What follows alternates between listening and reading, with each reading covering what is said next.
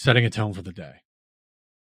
Like how you start your day sets the tone. Like any routines or ceremonies that you use to start your day, things like that. Yeah, it's a really interesting thing because to me, I'm kind of a systems thinker. So I just believe in building methods for things and systems. Because I think what I figured out in my life is I like, well, I'm okay with a certain amount of uncertainty. I want to increase the probability of certain things happening. Yeah. So that leads you kind of towards systems thinking, right? So that daily kind of routine that you have, how you start your day, how you work throughout the day or live your life throughout the day, and how you end your day, to me, it kind of, for me at least, it follows a structured kind of formula or format. How about Mhm. you? Somewhat getting there.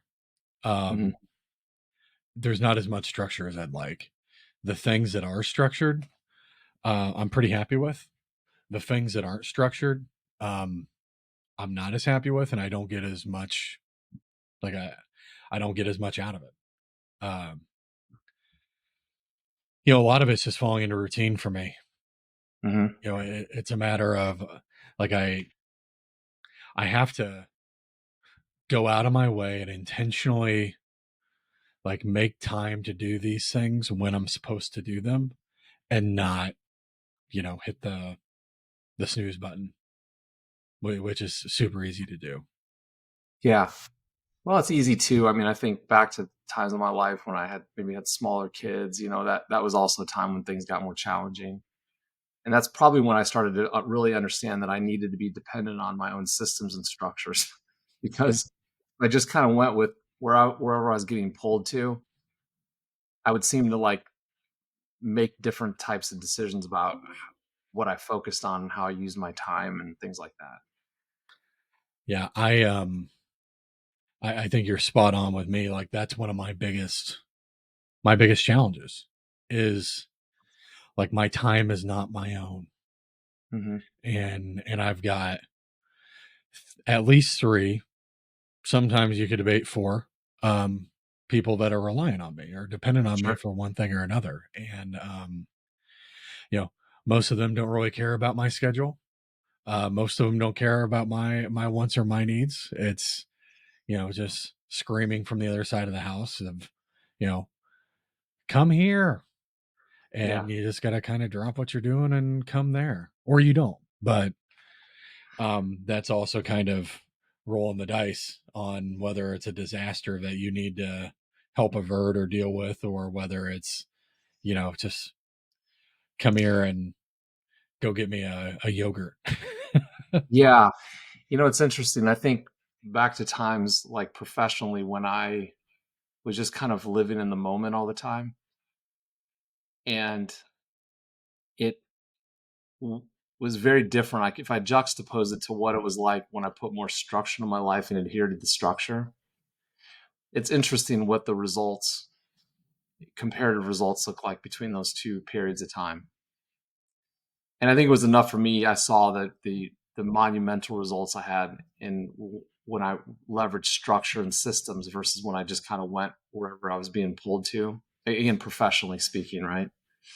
Um, and so I became a big believer in it there. And then I think I tried to work then over time to see how I could just integrate that into my personal life and maybe put some more prioritization around certain routines and practices and the systems again, just in my personal life.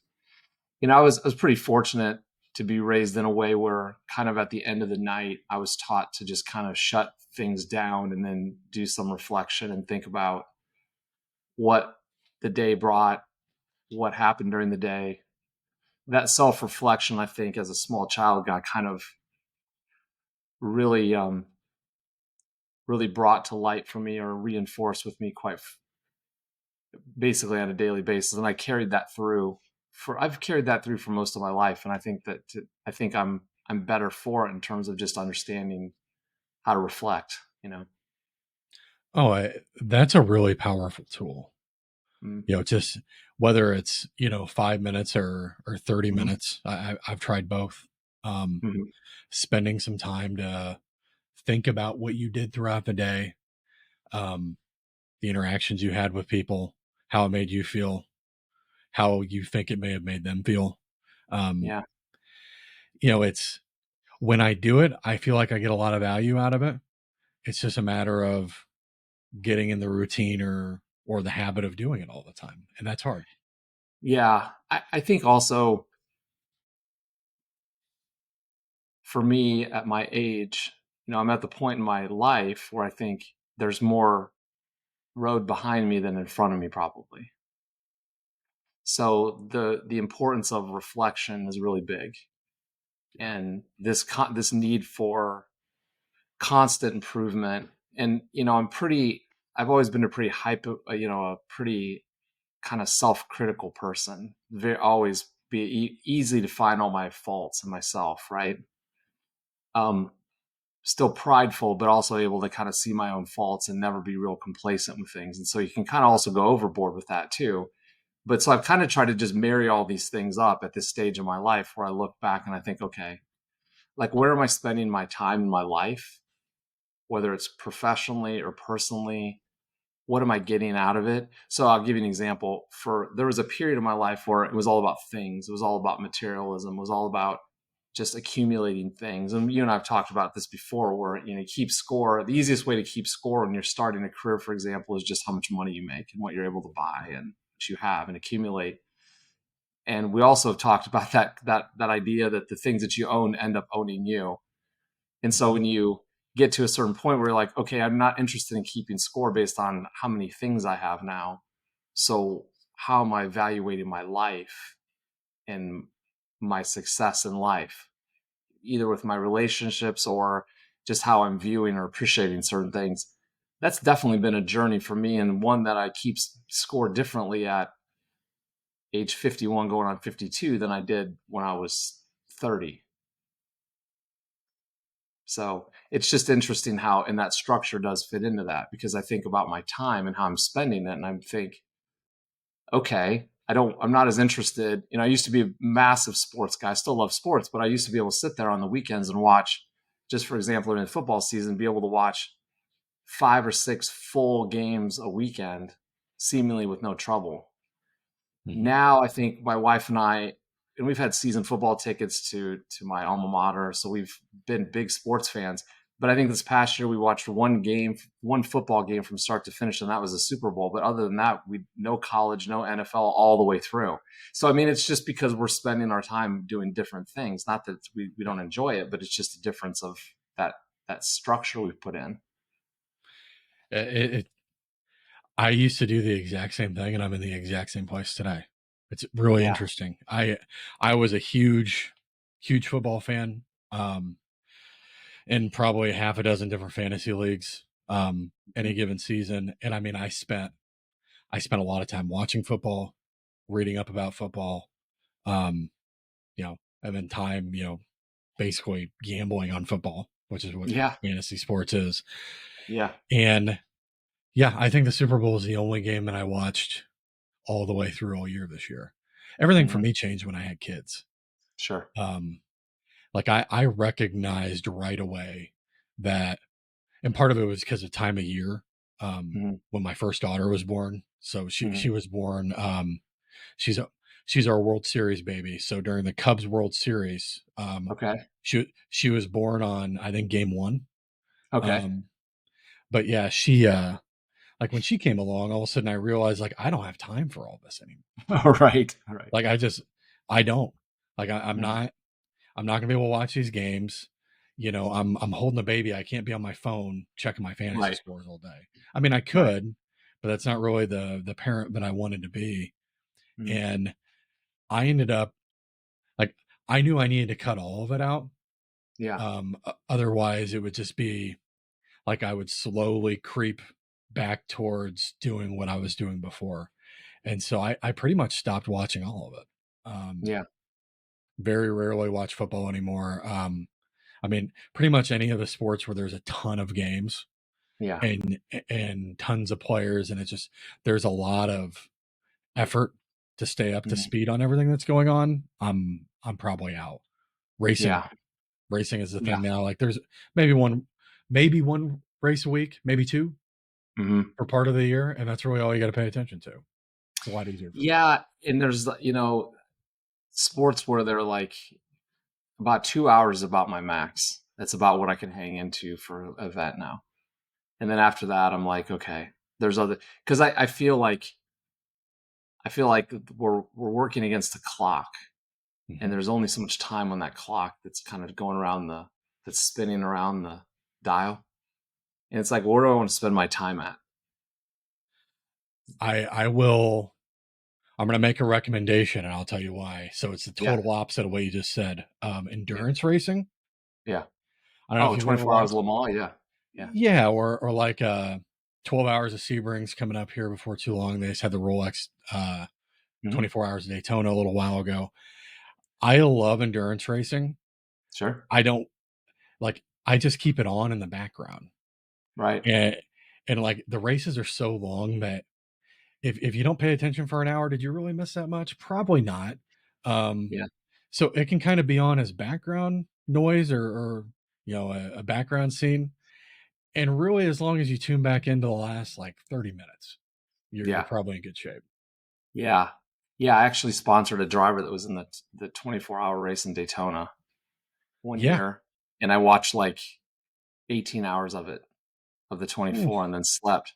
I mean, I was in, right? I was like, this is really like I'm in it.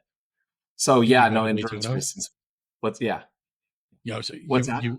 you were in Daytona for the race too? I wasn't in Daytona. I was just watching Okay. remotely, but I kind of had an interest in it because I hadn't watched endurance racing, but now all of a sudden I had some kind of a vested interest in what was going on. So I was kind of interested in it. Absolutely. That's super cool. Feeling stuck in your career? Like you're not reaching your full potential? At Greenbox U, we help you unlock the hidden potential within your career journey. Our Digital Foundations for Success course, combined with personalized coaching, equips you with the tools and strategies to discover, monetize, and apply your unique skills, knowledge, and experiences. Don't just meet expectations, exceed them. You said something here a little bit ago. I want to ask you about it. I'm going to pick your brain on this. Yeah. So you talked a little bit about like the way you process things. I'm Mhm. curious how how do you feel like you are at taking compliments? Like I'm one of these people that like if you give me any compliment on something, almost anything, hey Nick, you did a good job on this.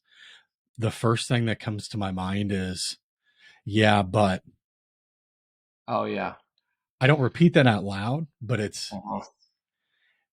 like it's like I always, even when somebody's telling me that I did something good, in the back Mhm. of my mind, I'm like, well, yeah, I was supposed to do that, but I didn't do anything exceptional. This is what exceptional would have looked like, and I didn't do that. It's really challenging. Like it's toxic. You're being toxic to yourself, Mhm. but it's a hard habit to get out of. Okay, well now when you look at it through that lens, I've always been this way. Like the worst insult anybody could ever give to me would be you're complacent. So I work with this mindset of never being complacent. That Yeah. means you're hyper self-critical Hmm. to the point where I was answering a question in terms of outward expression to another person that compliments me, but in terms of how I evaluate myself, oh no, I literally, this is like a problem almost, right? Hmm. This is one of those things where this does very much tie back into a system, self-reflection, trying to measure myself against something that where there's other criteria where I can arbitrarily look at something and go, no, you did a good job. I see you've done fine. You've improved in this area. It's okay. It's good. You're a better person for whatever you tried to do or the attempt you've made or whatever your result is. I'm much better about that than I ever was before, but it doesn't take away from the fact that I'm almost it. There's a great book somebody gave me back in the 90s. The CEO of Intel, his name was Andy Grove, and he wrote a book called Only the Paranoid Survive. And it had everything to do with, I don't know if you remember this or not, but they had to make a business decision, basically there was like this floating point error in the Pentium chip, in the original Pentium chip, that would happen every so often, not frequently, but enough where they had to make a decision. It was almost like the Tylenol decision. Do we pull all the Tylenol off the shelves because there was cyanide found in some bottles? And do we Hmm. restore public confidence in Tylenol by just removing the entire product from the shelves? It was that moment for Intel at the time. Do we take all these Pentium chips and pull them off the market to the point of great expense to restore confidence? And it was like, it's all about inflection points and how you deal with inflection points. But the name of the book is Only the Paranoid Survive. And so I kind of took that to heart. We're just saying I was so paranoid of becoming complacent with something or myself that I just would never accept whatever I did as good enough. And that took me a while to figure that one out. That was while it was very good for my career, it was not good for me on a personal level Yeah. to think that way for like my Ye- own state of mind, right? So I'm not familiar with the Pentium story. You're going to have to. I Mhm. mean, I think we're. You said this is back in the '90s. Yeah, they've been not like 90, probably 94, Okay. 1994 something. So I don't think there's any spoilers here at this point. I think people probably they can figure this out. You got to tell me the end. What happened? What they do? Oh, they took them all off. I mean, it was, and so now we still, the Pentium name still means something Hmm. even in 2025. Right. Had they just left it out and something another problems would have surfaced or something, right? Yeah. You could have ruined the entire brand. I mean, forever it was Pentium 1, 2, 3, 4. Every chipset kept the moniker, right? And the branding was so important that they had to do it strategically. Like it made so much sense, but they had to have the kind of the internal fortitude to make that tough decision. And so they did it, and it helped. It was good for Intel. I gotta wonder what they would have done if it was the Celeron processor. Just let Yeah. that bad boy ship. Who cares? Well, well, it was interesting because you had people freaked out about it. Okay, different than like I think even in the book they might talk about the Tylenol. You probably don't remember the Tylenol thing, right? Mm-mm. You probably weren't alive for the Tylenol problem, but I don't know. Maybe '80s, early in the '80s. early '80s, you Okay, I had wasn't aware. yeah, you had people freaked out to go buy a bottle of Tylenol at the store because some lunatic started lacing some bottles of Tylenol indiscriminately with cyanide. And so people were dying. I mean, this was like, and so again, you got a huge problem because you're facing a public crisis in terms of just an everyday use like medication, right? And they made the right call by just saying we're going to pull every single bottle of this off the shelves, you know, and it restored public confidence in the product. So Intel, even though what started happening was, you got to think about this 94-ish, 93, 94-ish. Pentium hits 486 processors around then. Pentium hits, and all of a sudden, all kinds of things come with this. And the personal home computer, personal PC use, like purchases for the home, are starting to get big. It's right at the kind of Hmm. inception of this. They're all of a Yeah. sudden affordable, sub $1,500 kind of arrangement. And the Pentium is driving this. And Windows, you're right on the launch of Windows 95. This stuff is happening, and it's like, okay, people are starting to buy this, invest in this for their home use.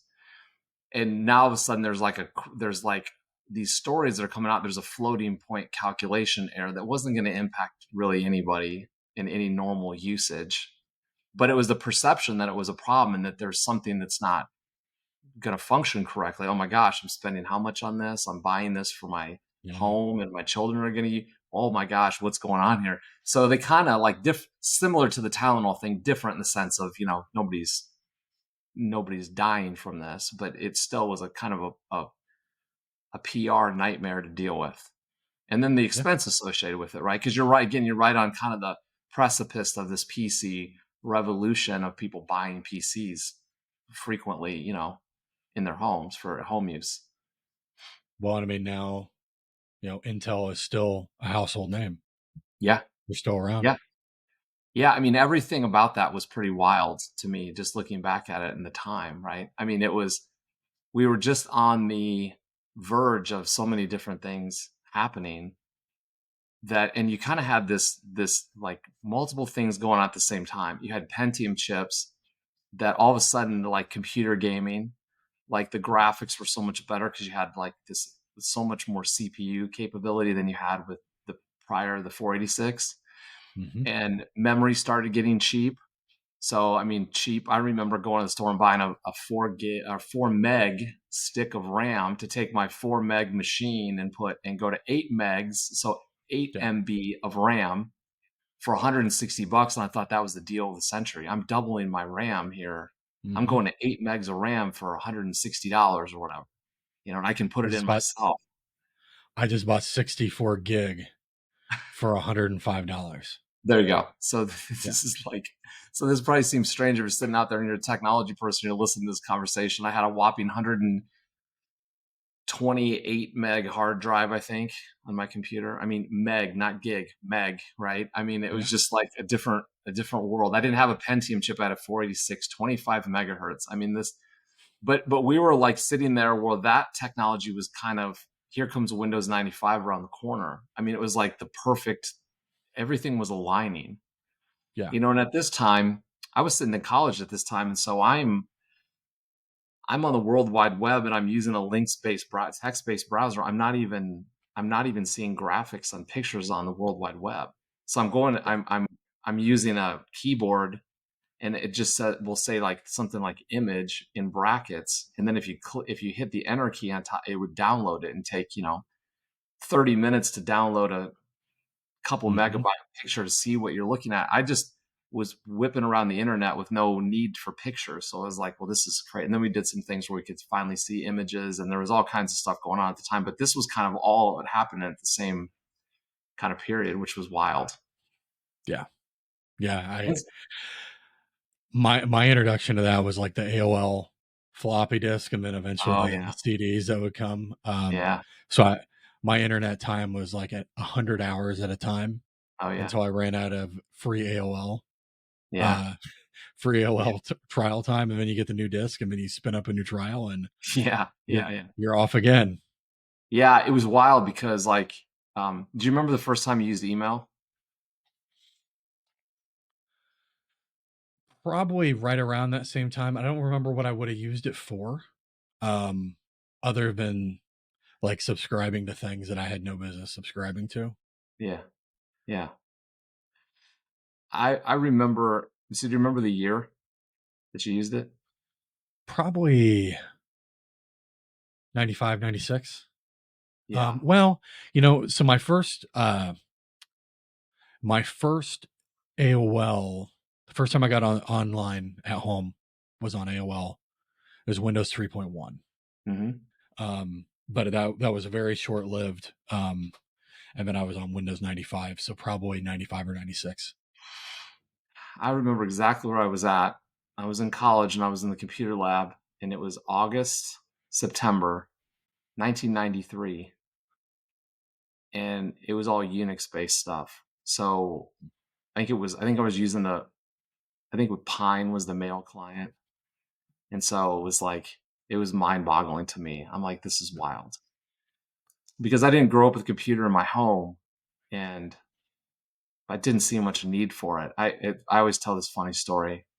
One of my good buddies had a Commodore 64, and he had the cassette deck on it, and he had all of it, and he's just like, hey, Mm-hmm. watch this, and he gets the book out and he's programming all that, go to this and all these statements, and he's doing, and then it's like, I'm sitting there seemingly forever watching him do all this, right? Yeah. And then he like Yep. runs it, and like this square goes flying across the screen. He's like, hey, look at this bullet going across the screen. And I looked at this and I'm like, that was not worth the level of effort No, that was no. involved in this to do this. I have zero interest. I have zero interest Yeah. in this. So like for Yep. the next 10 years, I would use, Apple IIs and a Mac when I first got to college in the lab just to do word processing stuff. And then after that, it was just like, once I saw email and then I started to, to kind of navigate the World Wide Web, I was like, I'm okay. I'm interested in this, and editing files and Yeah. just doing all kinds of things. I wasn't in the beginning. I wasn't of interest to me, but it was always interesting enough. It was always a means to an end to me. I never loved the technology. I never was fast. I never like, I love this. This is what I want to do for a career. I always saw it as an enablement thing, something to enable something else that I was interested in. I always kind of thought this is great to know these things because it's going to allow me to start a business or do something else with it someday Yeah. or earn a living. But I never really cared enough about the tech. Yeah. Yeah. My experience with it was really, it's kind of strange. So we didn't have a computer growing up. Mhm. Um, but my mom worked, she was a secretary for the school district. Oh, yeah. And over the summer, they had everybody take their computers home. That way they Okay. wouldn't get, like, the school didn't get broken into and everything gets stolen. We didn't live in a very nice town, so that was a real possibility. Hmm. Um, and so, yeah, all the teachers and secretaries and administrators would take their computers home over the summer. So every year I would have a computer at my house for like 2 months a year. Oh, nice. Um, but it was during the summer when I was inside the lease, Yeah, yeah. and around the lease. So I would get like a 2 month glimpse of everything new, and then I was shut off again from it for the next 10 months. Then I would get a little glimpse again up until high school. That was the first time that we had like a computer lab or anything at school. But even then, it wasn't, it was pretty low rent. Uh, and then I didn't actually get my first PC that was mine until I was 20. Okay. Um, so, I mean, it, early 2000s. Okay. And by that point, I mean, I had a lot of friends that, they were already basically like software developers, Right. or software engineers that, you know, are network admins. Like, they knew a lot about a lot. And I knew, my 2 months a year of Yeah. AOL basically. Uh, Yeah. so I really started behind the eight ball. Yeah. Yeah, but it's funny how you just probably took the trajectory that you were on, and then you worked with what you knew and had and understood. I mean, I kind of did the same thing. I mean, I was probably 21 when I got a PC, right? But you just kind of pick, and I immediately kind of started a whole career in that. So Yeah. you kind of just deal with what you are. Again, I think it kind of goes back to some of the other things we're talking about. Is like, do you have a plan? Sometimes having a system or a method or a routine is just about, do you have a plan for something? Do you have any idea of maybe directionally at least where you want to go? And then what are you starting to put into place to go make it a reality? And so you deal with what you take stock of wherever you're at. Well, I have this knowledge, I have these skills, these experiences, this knowledge. Well, I start here. Now I go off into the next thing. And there directionally, I kind of know where I'm heading. I just think that's where people are at. And I don't care if you're 50 something years old or 20 years old. I think you're still going through that same mindset. If you can't take stock of where you are, it's very hard to get yourself any momentum generated to move forward with something. You know, Yeah. we've talked Oh, about the and W. Yeah, go ahead. I was going to say that's spot on. Like, when up until my late 20s, I didn't have any plan about anything. It Right. was dated, like, I was living my life day to day, hour to hour. Um, Sure. didn't really have, like, I mean, I had things that I aspired to, but there was no path to get there. Hmm. Um, no real goals, or measurable objectives. And yeah, I mean, because I didn't have a plan. I didn't have that infrastructure there. I just flailed around a lot and, Yeah. never really got anywhere. I mean, made a little bit of, I'm probably underselling that a little bit. Like, I made some positive movement in my Sure. career, and like I accomplished some things, but not to the degree that I would have liked to. Of course, now I'm sitting here, I'm like putting myself down. I'm like, yeah, I guess I was kind of successful, but not as successful as I could have been. It's It's kind of back to the the MO. self-critical thing. Yeah. Yeah, yeah. But yeah, I mean, once I figured that out, everything changed. Um, you know, on that self-critical piece, just before I forget, I'm going to share something, not necessarily for you, but so I was having this conversation with somebody I don't know, 2 or 3 months ago. And I was talking about how, like, I have this tendency to, like, the first thing in my head is I'll say, yeah, but, eh, always to myself. And he was like, do you feel guilty about the things that you didn't accomplish? And I said, yeah, I do. Like, I feel like I could have done more and I didn't.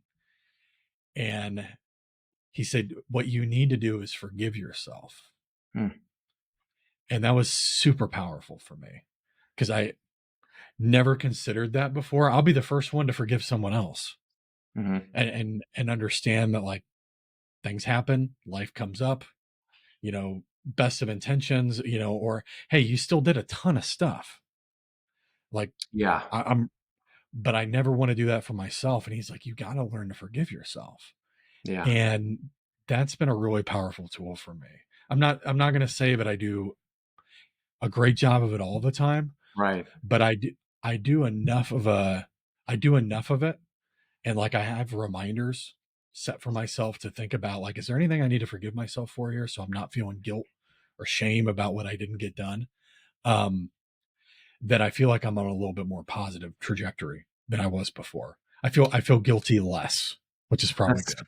yeah. Yeah. No, that is good because again, it's like it sounds like we're similar. We're not going to ever have a problem being critical, self-critical. The problem becomes how much is that is good and healthy, and how much of it is just overkill. And it's like it's in a weird way you almost take comfort in that when you're so self-critical. It's like, well, my default position is just to be critical of myself to the point where I can't find anything good here. Everything is needs to be improved. And again, I think, there's a certain amount of that. And I think, look, some of that is healthy to me, Yeah. but then there's a tipping point when it's not healthy anymore. And you just, all of a sudden you're just not being very realistic about things.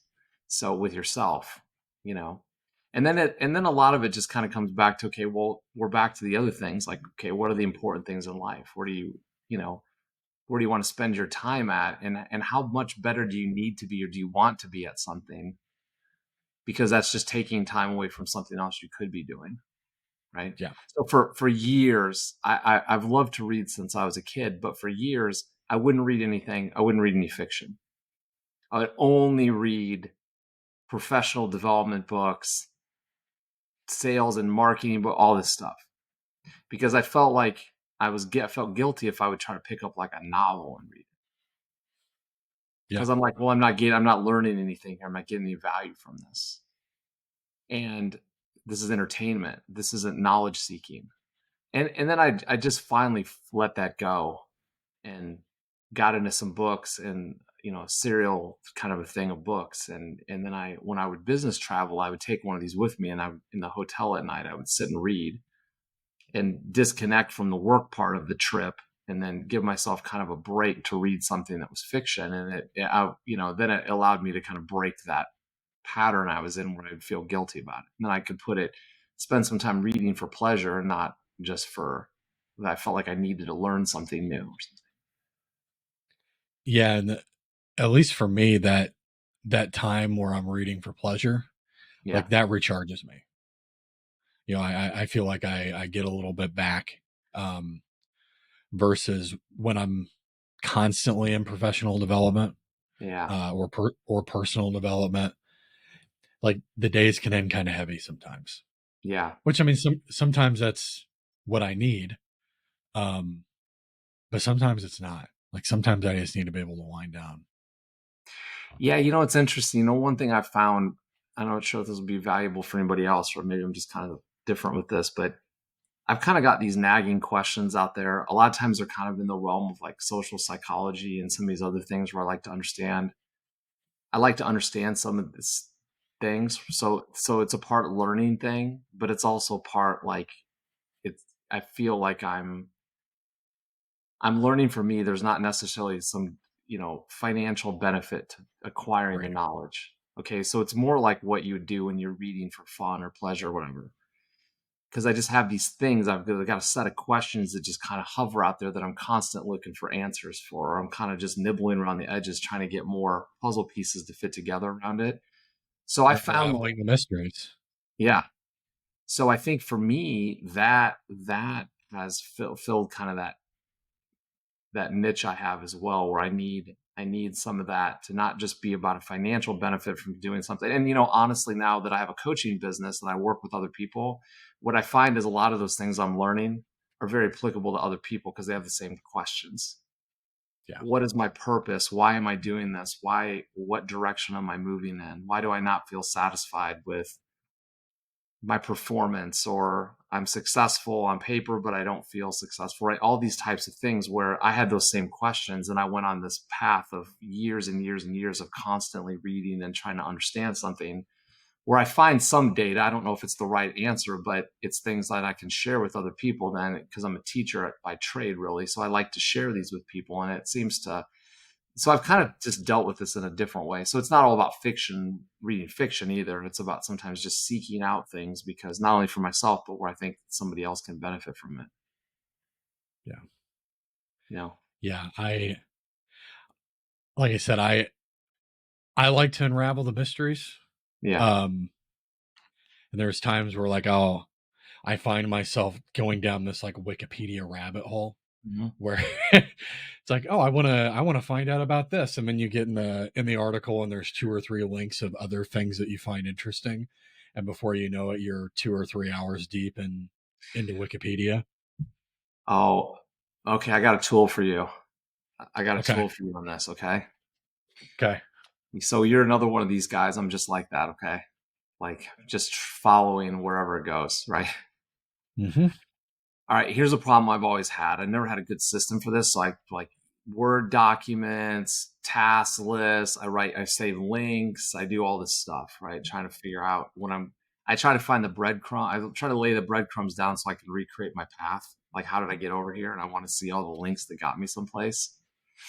And so there's this tool I got exposure to, I don't know, a week or two ago. It's called Recall AI. Have you heard of this? Okay. Uh-uh. It's it's a website, but it's also a Chrome extension. Okay. And this is so awesome. Like, I'm going to change your life. You're going to text me tomorrow and go, that was the worst thing you ever told. Why did you tell me about this thing? Well, I'm obsessed with it. Okay. Because here's what happens with this. Okay. So you load this, you set up your account or whatever. It's cheap. It's like, I don't know, $7 a month or something. It's not very expensive. But when you're on a YouTube page or something, okay, when you're on YouTube and you watch a video, you're like, okay, this is amazing, right? There's some good stuff in here, but I don't have 30 minutes to watch this. You click the extension, and it takes about 10 or 15 seconds, and it uses the transcript to create an entire summary of the entire thing, and then you can save it, and it puts it back in this knowledge database. So that when you go back to the website, you can see all of these summaries of all these YouTube videos, and they're all labeled based on like topically. So now you can see groups and collections of things around the same topic, or subtopics off of it. So it doesn't only just work with YouTube, which is awesome, because you don't, sometimes it's like, I don't want to sit there and listen to this whole thing, but I like the ideas that are Yeah. coming out of it. So bam, save it, goes to my knowledge base. Then it also pulls any links that get referenced. It also lists those links in the Okay. saved, in the knowledge. So you're getting not only the primary source, but you're getting any links that go with it. Now you go over to a regular web page, hit the Chrome extension, same thing. It summarizes the page worth of data on the web page and throws it in the knowledge management database. So this thing works across videos, web pages. You're building massive, like a personal knowledge repository with all these things you're coming across, and it's all organized. This is like the most amazing thing I've ever seen. Like, for me, this was the missing link to my workflow for Yeah. like decades here. So now that I've been in it, it's like, it's so awesome, because all these things, rather than try to write them down everywhere or save them in these just kind of, disparate documents, now I've got them all centralized. I like that. It's awesome. I I can see an added benefit with me as well. Yeah. So I've got a couple buddies of mine that love to send me YouTube videos that are like Mhm. 20 or 30 minutes long on some topic that I probably don't care about. Right. Um, and then they'll ask me about it later. And like, I mean, I got 3 young kids. I usually don't have 30 minutes to watch YouTube videos that I care about, let Right. alone YouTube videos that I don't care about. And now I can summarize it back to them. Yeah, you can definitely do that with this. And I can pretend I watched the video. It's amazing. So there's no, you're right. No, there's a use case here. No, Yeah. there is a use case because it's seriously, you run out of time, right? It's like, again, you've got so Yeah. much time to spend. 100%. But here's the deal, right? Like, and I can never remember. I think the guy's name's Andrew. He's an ex-CIA guy. Have you ever seen him? Okay. He's he Maybe. shows up on like Lex Friedman. Lex has had him on, I think. Like Andrew Huberman. Uh, Maybe that's it. There's a CIA guy, Mike Baker, that's No, on it's no, I the know him. program. It's not him. Okay. Um, it's just I can't remember the guy's name. Anyways, if you just look it up, ex-CIA, Okay. he shares these like some like insider tips and tricks from things he learned while in the CIA about like dealing with people and observations and all kinds of things. And I've just been fascinated with this guy for like a couple of years. And again, he's just so engaging. It's not hard to sit there and lose track of like 37 minutes listening to him talk about Yeah. whatever. But I don't have Yeah. a good way to take notes on it. So Yeah. I went back to a bunch of those videos I watched and just started putting them in recall and just organizing all of them. So now all of a sudden I got all these things that I would have just lost before. And then it's all the note taking, all the rest of the stuff you do. It's just so good to be able to do this. Like it's like the best $7 a month I spent now. I mean, this thing is just amazing. And from a Yeah. work perspective, I think it'd be huge professionally too. Just all the research we have to do all the time with all of our, from a professional standpoint to keep things organized. Yeah. And I have a hard time consolidating that. So the Yeah. fact that it's going to consolidate it all for me and keep track of it is huge. Well, and then it'll show you a map.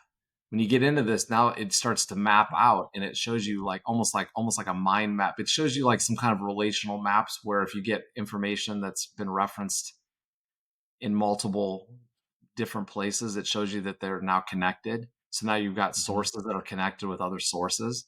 It just maps out the whole it I'm telling you, man, you'll get lost in this. This is crazy. I mean, if you really like Recall AI. recall AI, yeah. If you Okay. it's just the use cases for it are amazing. And the Yeah. fact that you just like on a personal level, on a professional level, this is like, my wife and I were having this conversation. We've been having it a lot lately, but and you and I are about the same age, roughly the same age. So when we look at kind of history of things, we look and we go, okay, there was a time when it was hard to get access to information, and then a lot of Yeah. that changed with some of the things we talked about earlier in this conversation, right? With technology changes, and all of a sudden it became much easier to find things. I remember pre-Google days, right? When your web searching was restricted to things like web crawler, and you would pull up search results and it'd be like 8 search results on the page, right? I mean, there's none Mhm. of these 10 pages with 20 results on each page. I mean, you literally get 8 results on something pretty fairly common. And so now, but we don't have that problem anymore, right? So we've No. got we've got the opposite problem. We've got too much information. So just Mhm. scroll anything, scroll LinkedIn, scroll anything. It's just the same over and over and over. AI generated this, AI generated that. Well, that format works. This is great, fantastic. Create more and more and more of it. So we don't have a problem with that anymore. So now it's back to, okay, well, how do we extract knowledge from something? How do we get this to be usable? And how do we get this to solve problems and provide insights?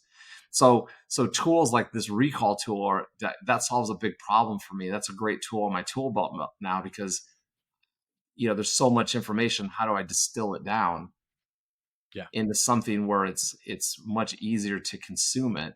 It doesn't take as much time to consume it, and then I have something that if I want to go deeper into it, I can use it as a basis for further research.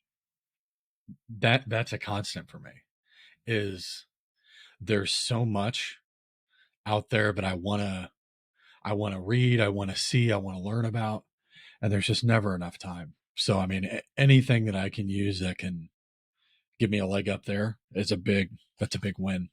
Yeah, yeah. So are you a big Kindle book guy? Do you like digital Oh yeah. copies of Kindle book? Yeah, I mean, so the books that I really like, I like to have physical copies of. Yeah, Um and I like to kind of dog ear the book sometimes and go back to this page or this section.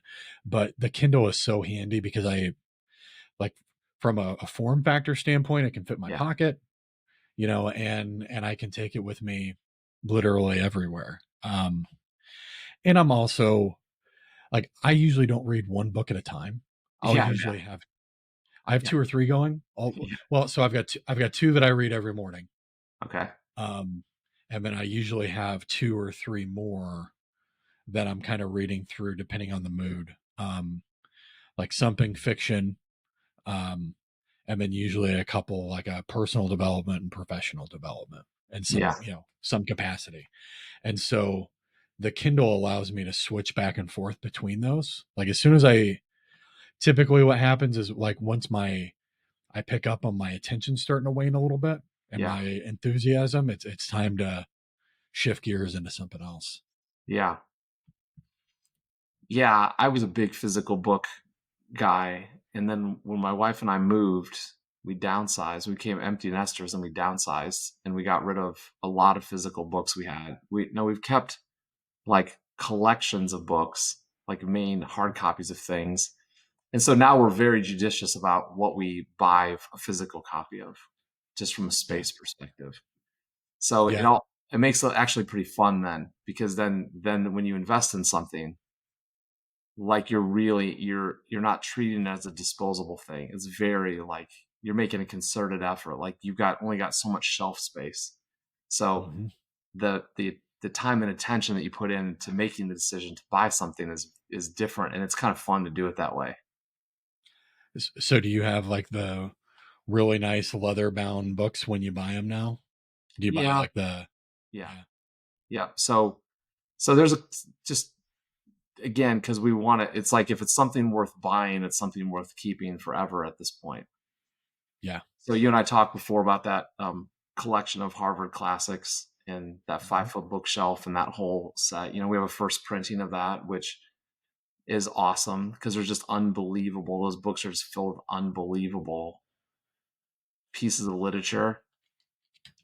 And then we've got um, a set on kind of there's another set that's kind of comparable to it that's all about basically Western civilization.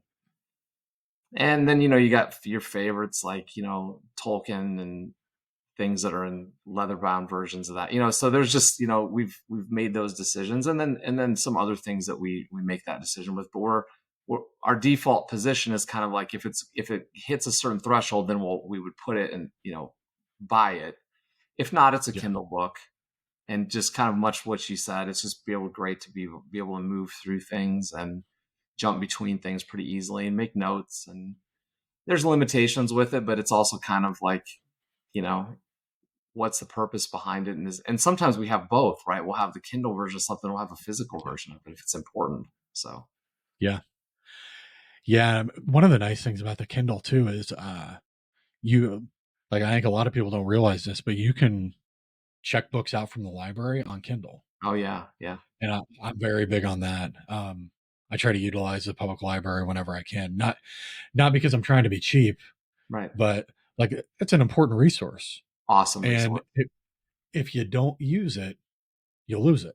That's right. No, when we moved, we hadn't moved, like my wife and I hadn't changed cities for like 25 years, right? So when we moved where we moved to, that was one of the first things we did literally is went to the library and got a library membership card. Like it sounds old Mhm. fashioned, but to your point, I mean, if you look at the history of all these different civilizations and how important it was to be able to access information and knowledge, and the concept of a public library is just amazing when you stop and think about it. People take it for granted. Oh, it's not worth my time to drive over and look at that or see whatever. Look online at what they have. I can just buy it fast or whatever. But you have to look at it in historical context, right? The fact that you've got Mhm. information and that if you think about like was it the Library of Alexandria that burned and they lost so Burned much down. we lost so much Yeah. knowledge, right? It set us back like I think centuries in terms of just innovation because we lost it. And so Mhm. that it's that important that we have these things and that we have a way to organize them. As a kid, do you remember the card catalogs when you go into the library at school? I Yeah, was we fascinated had with to practice writing them and creating our own. yeah, Dewey Decimal System and the whole 9 yards. I was Yeah. fascinated with that. I'm like, this is amazing. Like we have to have we had to develop a system to be able to organize all this stuff.